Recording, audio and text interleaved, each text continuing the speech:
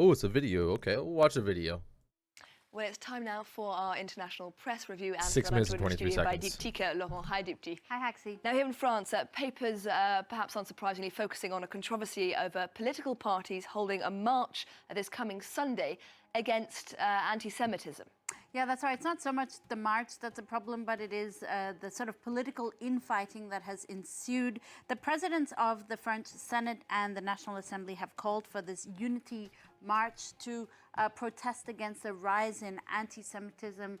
Over 1,000 anti-Semitic acts have been registered in France since the outbreak of the war in Gaza.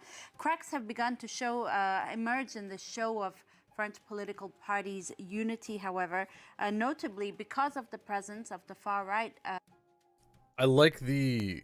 Okay, I want to point out a thing with anti-Semitism we have to be careful with. And there's a lot of these things in our world right now where they're the end result of an action or some kind of idea, and that end result is declared a thing while the action is being forgotten.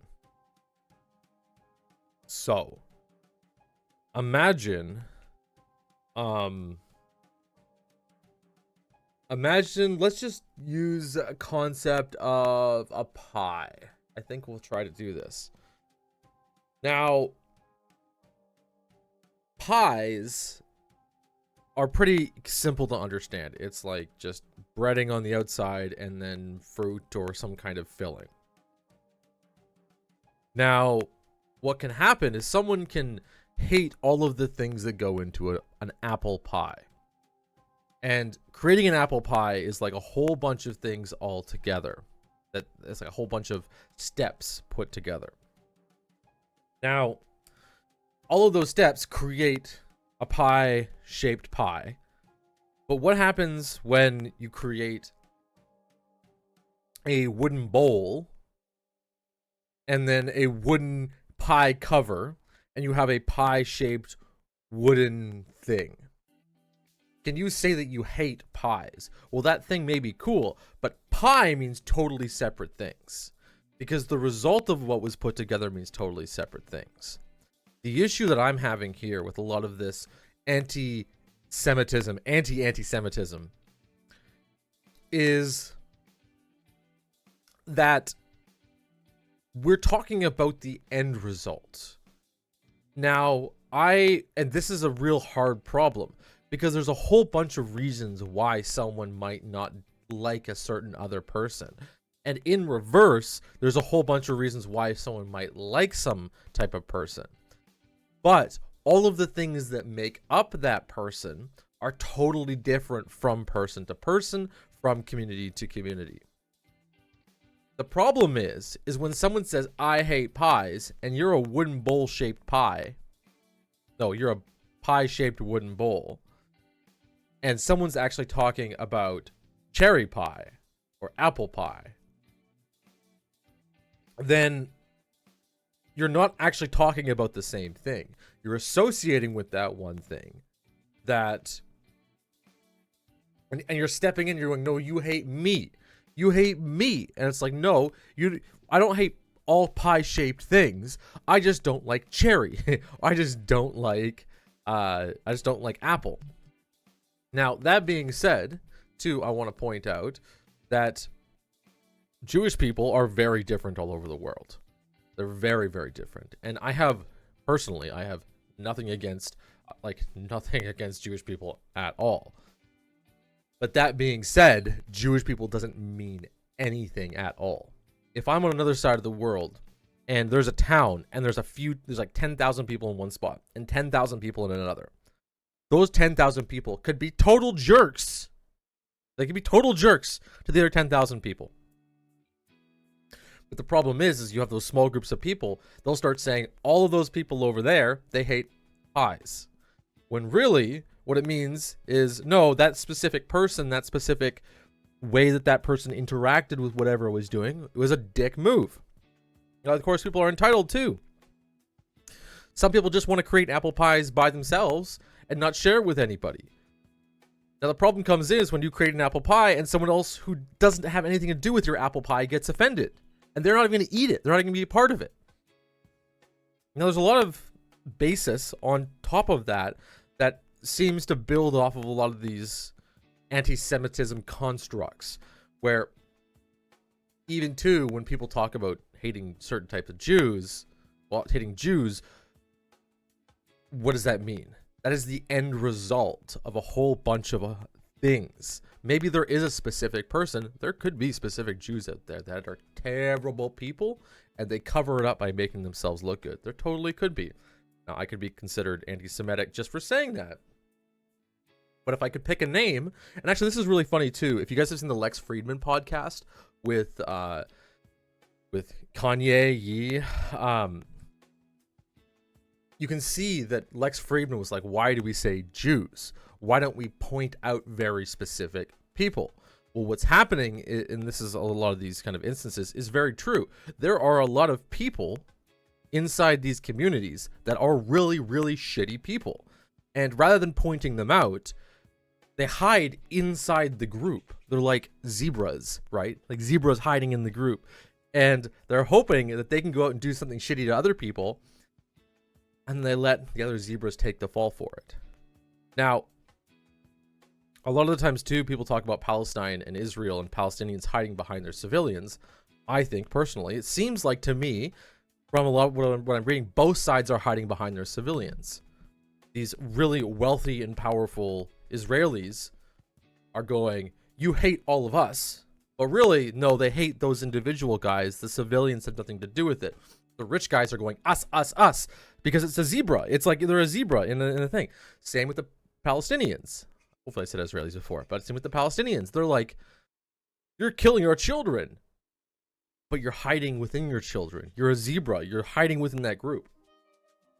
If we could, and this is kind of the foundation, of course, of the United States, is individuality. If you could pick specific individuals, if you could see a raid and go, no, not Palestinians killed civilians, but specific person killed civilians, or not this person executed, or this person went into this town, but this person or this group of people went into this town and took over, but this specific person in charge of these specific people took over and went in. So it's hard because our language doesn't allow for this type of specificity.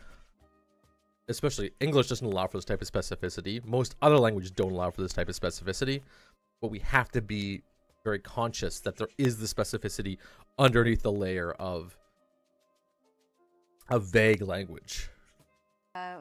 Far-right National Rally Party, which the left-wing France and Baude party is using to justify its own absence from the march, a justification, or rather a pretext. That's what Libération says on its front page, for whom the presence of the absence of the far left party would be far more damaging than the presence of the far right party. So you'll have to sort of it's a bit of a complex issue. The presence of the far right, for some, is problematic, given that its founder, Jean-Marie Le Pen, has been found guilty on several occasions of anti-Semitic discourse.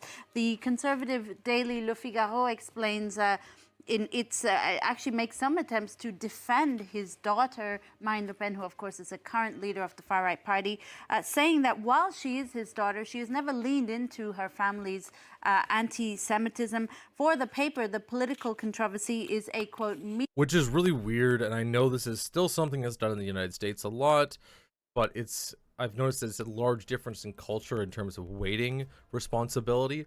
A lot of other cultures weight their families. If you are the father, son, daughter, brother, sister, uncle, aunt of anybody, a lot of other cultures seem to like wrap you directly into the happenings of whatever certain people are doing in your family. In the United States, it seems like we've had so many fights between families that that's no longer assumed, where I think more often than not, which is kind of a sad thing, North Americans, who we consider family, we don't consider them in terms of the tightness that other cultures do, and we don't consider like there's going to be a large social interaction there, where as a lot of other ones, they go, you know, if this is your dad and he's racist, then you're racist for sure, and there's no way you can get around it. Now, of course, you have to like prove yourself to the world, where the basis, you can see I'm a little bit of exceptionalist for North America in general. The basis of North American ideology is like, you're the individual. You make the decisions for yourself. If you're racist, then you're racist. If your dad's racist, then your dad's racist. If you're both together and you like each other. Now, of course, a lot of people recently, it's the woke culture, has begun to condemn people that are adjacent to bad actors. But we shouldn't consider that. We should never consider that. Mediocre quarrel that is tarnishing a noble cause. On the other side of the spectrum, you have L'Humanité, the communist paper, which says that the presence of the far-right party is unthinkable, reminding readers that there are even divisions within Emmanuel Macron's party, and the paper really relaying calls by certain left-wing parties to create a physical barrier around the far-right party at that march this Sunday. As L'Opinion says on its front page, this great march with great intentions has turned to a big, great mess. Meanwhile, Deepti, a cartoon about the war in Gaza published by the Washington Post's award-winning illustrator Michael Ramirez has been slammed as both racist and offensive, and it's now been removed. Which means that it's probably hilarious. We'll take a look at it. We'll see if we can find it. That's right. The Washington Post took that cartoon down on Wednesday. The drawing is, though, up on other websites, as you see here on the Las Vegas Review Journal. This is the cartoon in... See, there should be it in reverse, okay? There should be like a double comedy to this. There should be the Palestinian, which has his family wrapped around him and baby on his head and using everybody as armor. And then right beside it, it should be the Israeli, where they all look the exact same. They're all wearing the exact same things. And everyone pointing to everybody else and going, he's the soldier, right? Like, that's what should happen.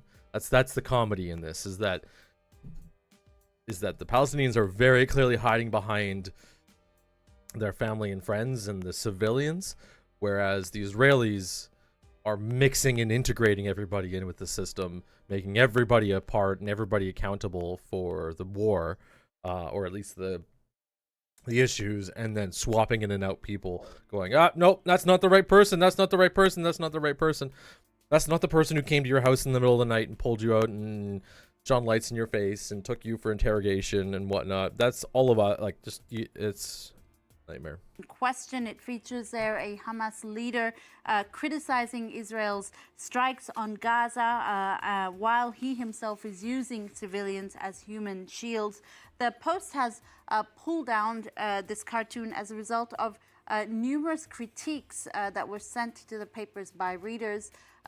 Notably, one of them being, some of them, actually the complaints were quite varied, some objecting to the physical caricatural depictions of Arab people, others seeing in the Hamas leader's comments a sort of sarcasm that attempts to excuse Israel's war in Gaza, which has killed over 10,000 people now, others objecting to the conflation of Palestinians with Hamas, each seeing a different offensiveness in this cartoon. Yeah, which makes it hilarious. Which makes it really funny. That's the whole purpose. That's the whole funny part of the cartoon. That's why the cartoon is funny.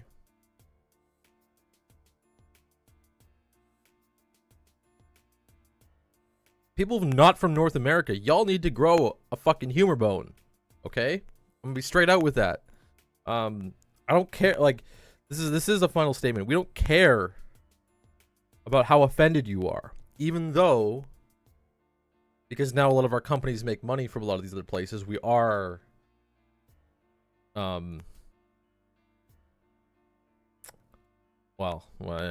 it's a mixture of culture. Now I'm rethinking it, just because people are, the intent of this, we don't care about you being offended. Offense shouldn't matter at all for speech. And if you have something you want to say, go ahead and say it. Now, this is a little sad that this cartoon was taken down, but just because your heritage was insulted, just because your religion was insulted, just because some whatever stupid thing your family has had for 10,000 years, which you seem to think is the whole truth and nothing but the truth.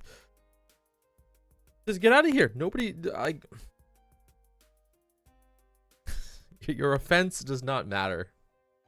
In recent weeks, but another conflict, Dipti, in Sudan is garnering very little attention despite the extraordinary impact on civilians. Yeah, and this conflict is not new. It's been raging since April this year. You can read about it in Vox today, which has quite a large article about the fighting in the Sudanese capital of Khartoum. That broke out in April. At least 9,000 people have been killed in the violence since then. And even more injured, although that number is probably far, far higher, Vox explains. The humanitarian crisis in Sudan is unprecedented. 4.8 million people have been displaced. 3 million of them are children. 19 million children are out of school in a country where the median age is 18. UNICEF has warned of this crisis becoming a forgotten humanitarian catastrophe. Vox explaining also that Sudan's population is 3 times that of Israel and the Palestinian territories combined. Couple this with the abject poverty of this country, it means that the consequences of conflict are acutely terrible. Of course, Dipti, a crisis that urgently needs attention, but let's try to end on a slightly lighter note if we can, and I think you've managed to. Low-flying helicopters apparently proven to be an accidental aphrodisiac for crocodiles. I don't know what we're about to get. I don't care about this. Okay, screw that.